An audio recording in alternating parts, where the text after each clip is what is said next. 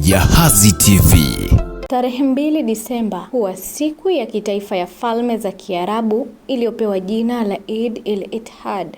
Huadhimisha muungano wa falme 7 tangu mwaka 1971. Maadhimisho hayo hujumuisha likizo ya kulipwa ya siku 4 ambayo huanza Novemba 29 hadi Disemba 2, pamoja na fataki za kuvutia na matukio ya kitamaduni kote nchini humo. Sherehe hizo zinaheshimu urithi wa Sheikh Zayed. Zinajumuisha jumla ya falme 6 zilizojiunga Disemba 2 mwaka 1971, ikiwemo Abu Dhabi, Dubai, Sharjah, Ajman, Al-Quwain, Fujairah na baadaye falme ya Ras Al Khaimah ilijiunga Februari 10 mwaka uliofuata, hivyo kukamilisha muungano wa falme 7 na kufanya UAE kuwa nchi moja kamili. Pamoja na hayo, falme za Kiarabu zilitangazwa rasmi kuwa nchi huru.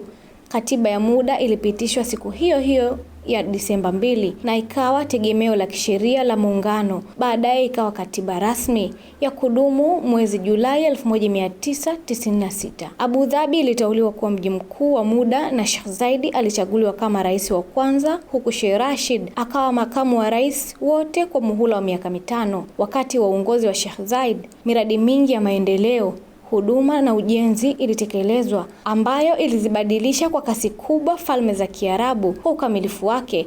Huku Abu Dhabi pekee, zaidi ya dirham bilioni 162 zilitengwa kwa ajili ya miradi kuanzia 1968 hadi 2002. Muundo wa serikali uliweka mfumo wa dawati shirikisho, baraza la wakuu wa falme, Supreme Council of Rulers of the United Arab Emirates, ndiyo mamlaka ya juu, na pia kuundwa kwa bunge la taifa, Federal National Council, na taasisi za pamoja za ulinzi na huduma, hatua ambayo ilikuwa msingi wa utawala wa pamoja na maendeleo ya taifa hilo. Mimi ni Hanifa Ninga wa Jahazi TV.